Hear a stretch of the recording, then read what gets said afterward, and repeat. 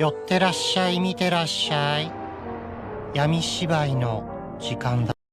Olá, samurais e geishas do meu canal do YouTube, beleza? Como é que vocês estão? Vocês estão de boas? Vocês estão tranquilos?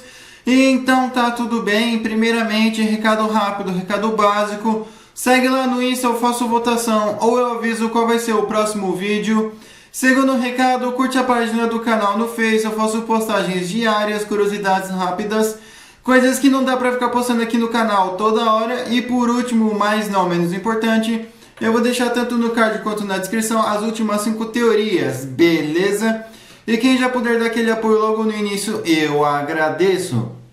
E bem, como vocês estão vendo, a teoria de hoje é: e se a China tivesse uma segunda guerra civil?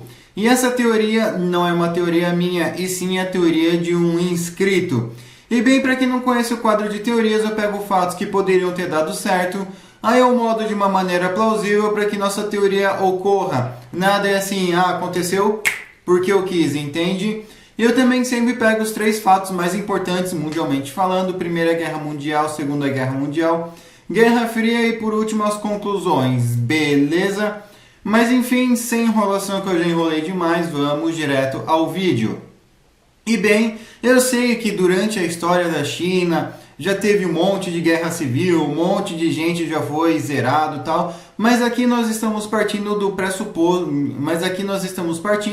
do ponto, né, do princípio da China depois de 1911, ou seja, teve a Primeira Guerra Civil, 1946 até 1949, Kuomintang contra o Partido Comunista, e aqui nessa teoria nós vamos colocar uma Segunda Guerra Civil, beleza? E bem, e da onde que nós vamos começar essa Segunda Guerra Civil? Qual vai ser o ponto de início, qual vai ser a partida? Bem, vamos lá. Durante os protestos da Praça da Paz Celestial em Pequim em 1989, diversos manifestantes aí levantaram bandeiras do Kuomintang, diversas pessoas aí eventualmente também acabaram tacando fogo em soldado, e soldado também acabou tacando fogo aí nas pessoas.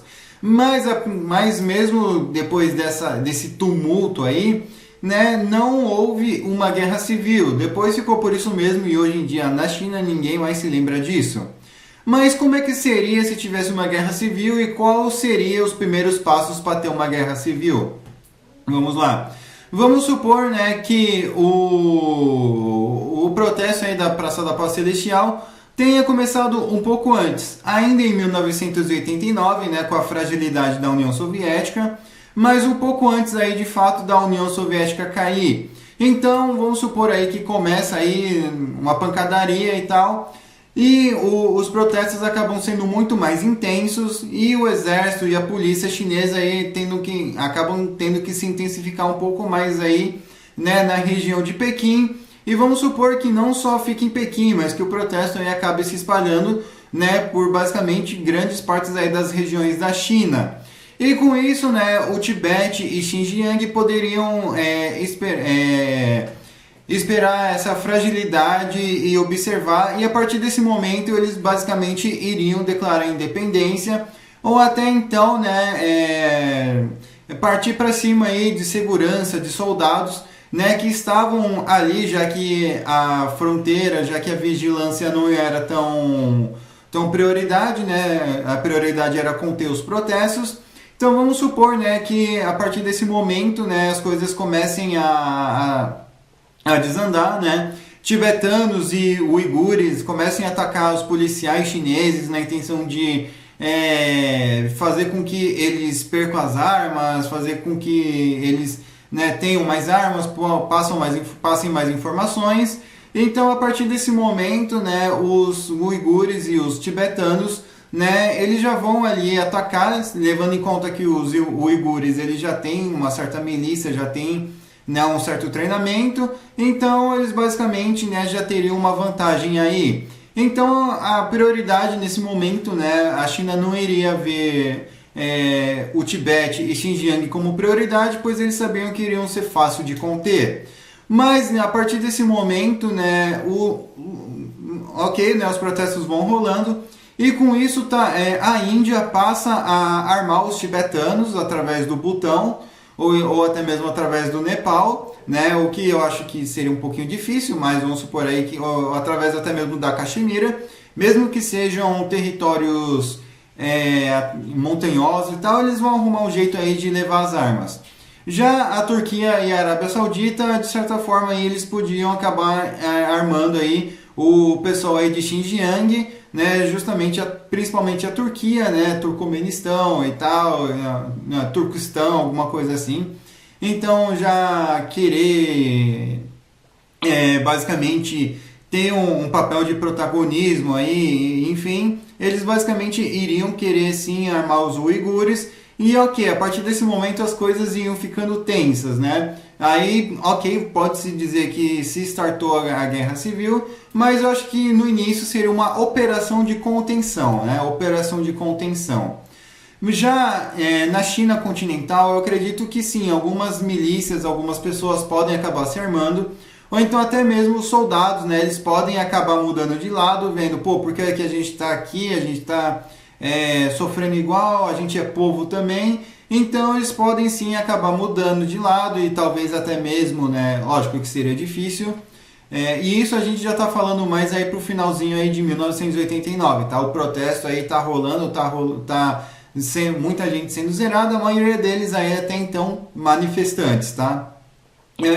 Então a partir desse momento sim, eu acredito que o exército poderia tentar mudar de lado, poderia sim acabar armando alguns manifestantes mais extremistas, talvez até mesmo para fazer uma false flag, né, dizendo que tem violência ali do outro lado, mas de certa forma, se você dá arma na mão de uma pessoa, para a pessoa do lado ter uma outra arma, é mais fácil, é mais fácil ainda.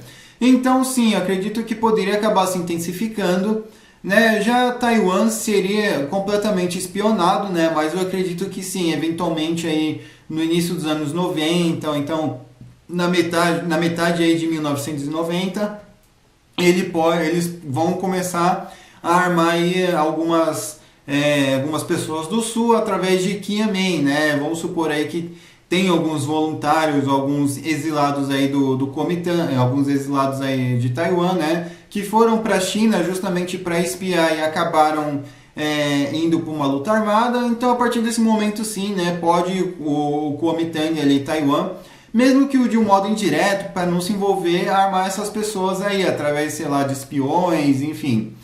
Então, com isso, a pancadaria vai comendo, né, vai comendo solta. E para piorar, né, pode acabar surgindo uma outra facção, uma facção de esquerda, uma esquerda mais radical, falando, né, que isso aconteceu porque o partido é revisionista, porque o partido não é mão de ferro, né, e justamente pelo fato, né, da União Soviética estar ruim das pernas, esses burgueses aí disfarçados de comunistas, esses liberais aí, essa esquerda liberal disfarçada de comunista, assumiu o poder, então, né, eles vão lá retomar o poder. E beleza, né, a treta vai indo, né, a pancadaria vai comendo, o Taiwan vai pegando uns estados, a facção aí radical comunista vai pegando outros estados, aquele grupo terrorista, o Uigur, também vai tomando até mesmo Xinjiang, né? Justamente, e isso acaba dificultando muito mais aí a presença do governo chinês, né? E acaba oprimindo até mesmo a própria população, né? Os uigures terroristas oprimindo os outros uigures, né? Mas a Turquia está ganhando dinheiro vendendo arma, então quem liga, né? Já a questão do governo principal, eles iam fazer de tudo para manter a Manchúria, a Mongólia Interior, e até mesmo, né, grande parte da China, o centro da China e tal. Então, a partir de 1993, né, a guerra rolando ainda, a Rússia, em troca, aí, pode acabar armando o governo chinês, né, temendo uma invasão. Então, até mesmo a própria Rússia pode aproveitar essa brecha para invadir um pouco aí da Manchúria, né, justamente para eles não cortarem aí o ciclo de água quente e possivelmente não invadirem aí também Vladivostok, né, impedir aí que tenha alguma facção que invada Vladivostok e enfim, né, e justamente pelo fato da Rússia ter acabado de sair da União Soviética, eles não estavam também ali dos mais fortes, dos mais preparados, né? Tinha muita bagunça burocrática, enfim. Então aqui nós temos dois finais. Nós já temos dois finais. O primeiro final, o que eu acho que não seria o final canônico, é que a China acaba conseguindo ganhar a Guerra Civil, né? Em 1996, aí por aí, a China consegue ganhar a Guerra Civil, o Partido Comunista Chinês consegue ganhar a Guerra Civil, dando cabo aí dos outros grupos, dando cabo aí do Tibete, de Xinjiang, dos outros comunistas, dos estados pró-Kuomintang, e isso basicamente iria intensificar a China cada vez mais, e posteriormente a Rússia aí poderia acabar devolvendo aí a Manchúria a partir de 1998, 1999, né? Então, com isso, o Estado, o Exército e o Partido seriam basicamente uma coisa só. A China ia ser ultra militarizada, né? Ultra industrializada também, né? Principalmente nas questões de armas.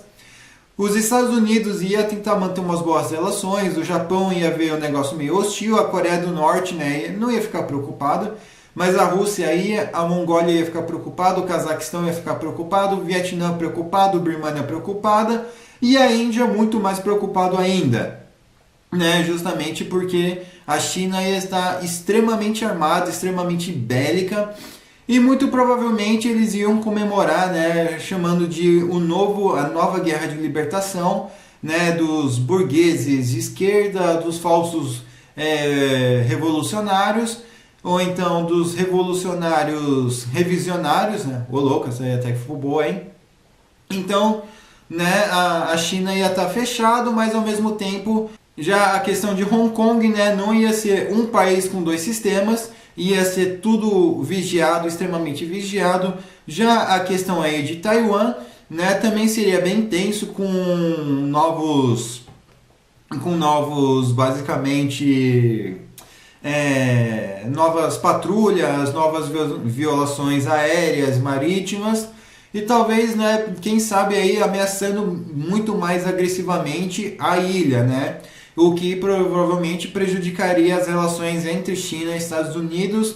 O Japão ia ficar com tremendo medo, mas eu acho que a China não seria uma potência econômica, mas sim, provavelmente seria assim, uma potência extremamente militar. E não acredito que eles ajudariam a Rússia, pois eles iriam ver a Rússia como um país revisionista, um país traidor. Já o segundo final que eu acho que também não é um final canônico, é onde a China acaba perdendo a Guerra Civil Chinesa, né, e os estados acabam, entre aspas, se consolidando do modo que estão, né? E esse basicamente aí seria um mapa aí do final, que eu não acho que seria o final canônico, né, que a China perde a Guerra Civil Chinesa, né? Como vocês estão vendo aí, as áreas cinzas são zonas desmilitarizadas. A Rússia acaba ficando com certo é que com esse final a Rússia acaba devolvendo a Manchúria para a China de qualquer jeito, né? E a zona desmilitarizada na Manchúria não existe mais, né? Porque Pequim vai se aliar fortemente com a Rússia, né, em busca aí de novas armas e novas coisas. Já os lugares aí vão ficar estabelecidos, reconhecidos, né, e Taiwan vai de certa forma aí ter um pedaço da ilha. Já sim, né, a questão aí dos outros territórios desmilitarizados aí a gente mantém, né, menos a Rússia, que com a Rússia eles já vão ter uma amizade mais tranquila, até porque a China vai ser dependente da Rússia. Então, se for preciso mandar soldados para a Ucrânia, eles vão mandar em troca aí de recursos aí. Porém, o final que eu acho que seria o final canônico é que a Guerra Civil não termina. Como assim a Guerra Civil não termina? Justamente pelo fato, né, de ter pessoas da Rússia estar atrapalhando, de ter diversos chineses com diversos pensamentos armados, financiados pela CIA, financiados pela Índia, financiados pela Arábia Saudita, Turquia. E quem sabe por que não aí, né, alguns grupos também financiados pela Birmânia, porque sim, existem chineses que são birmaneses, né? Então, com isso, as coisas poderiam sim meio que, entre aspas, durar para sempre. Né? Mas eu não acredito também que seria conflitos aí de alta intensidade, seria sim basicamente uma Síria chinesa, né? Com estados autônomos, estados brigando por independência, estados brigando dentro dos estados, né? Que é a questão aí de Xinjiang. E eu acredito que eventualmente aí uma fronteira ou outra aí acabaria sendo violada, às vezes o pau ia quebrar intensamente durante um mês, 2 meses por aí, mas depois as coisas iam ficar mais tranquilas. Mas eu acredito que bombardeios seriam constantes, né? Seriam constantes, a Índia poderia acabar ensinando alguns tibetanos a pilotar caças, ou então alguns chineses, aí, filhos de tibetanos, poderiam acabar desertando e ensinando os outros tibetanos pilotar caça. Já na questão de Xinjiang, né? Pelo fato ali de estar perto ali do Afeganistão, muitos afegãos poderiam ensinar guerrilha, poderiam ensinar uma certa jihad. Já a questão aí do sul da China com Taiwan, provavelmente sim, né? Seria uma briga mais pessoal. Eu acredito que teria algo mais intenso entre a China e Taiwan, né? E o Kuomintang, digamos assim. Já a questão aí dos outros chineses mais radicais, aí sim eu acredito que também seria um pouco mais intenso, mas eles não iriam ligar tanto assim para Taiwan. Ou pode ser que Taiwan, né, o Kuomintang e o Partido Comunista Chinês se unissem para dar cabo aí dessa esquerda radical, né, desses neo-sovietes, mas eu duvido muito, eu duvido muito, né? Então seria mais ou menos que cada um por si, né? Principalmente a China nacionalista, a China comunista e os neo-sovietes chineses. Já os outros lugares aí em cinza continuariam desmilitarizados. A China, né, continuaria com uma zona desmilitarizada gigante ali na Manchúria, justamente, né, porque a Rússia não ia ver segurança. Então, sim, eventualmente a Rússia poderia também meio que acabar alugando esses lugares, né, em troca de veículos militares, em troca de blindados, helicópteros, caças e até eventualmente alguns bombardeios amigos, né, alguns bombardeios contra os inimigos, né, da China. Mas eu não acho, né, que a Rússia iria devolver a Manchúria, tá? E hoje em dia, né, a China ia ser um estado de guerra, a China ia ser basicamente uma Síria, ia estar devastada, ia estar talvez até mesmo, né, com ataques diretos em Taiwan, já que eles não teriam nada a perder, e eventualmente poderia sim acabar ocorrendo uma migração em massa, né, para a Índia, para Taiwan, de Taiwan vai para a Coreia do Sul, ou então para as Filipinas, né? Muita gente ia de base, muitos civis iam de base, e isso talvez até podia impactar economicamente aqui no Brasil. Isso né, se a gente já estivesse negociando sério com a China. Caso contrário, a gente ia ter que arrumar um outro parceiro econômico. Quem seria esse parceiro econômico? O Japão? Coreia do Sul? Tailândia? Quem será que seria? Beleza, mas enfim, espero que vocês tenham gostado dessa teoria. Inscrito que me pediu essa teoria, e demorei, mas eu fiz. Comentem aí o que você achou, o que vocês acrescentariam, o que vocês removeriam. Comentem a teoria de vocês, eu demoro, mas eu faço, beleza? Enfim, eu estou deixando também para quem quiser usar. Por favor, só dê aquele crédito. E não se esqueça de curtir, compartilhar, se inscrever. Quem puder ver os vídeos tanto do card de descrição, eu agradeço. Me sigam no Insta, nas minhas outras redes sociais. Quem puder me dar aquele apoio, também tamo junto. Beleza? Falou. Passa esse vídeo para um amigo seu, para uma amiga sua, com uma pessoa que se identifica. Falou e fui.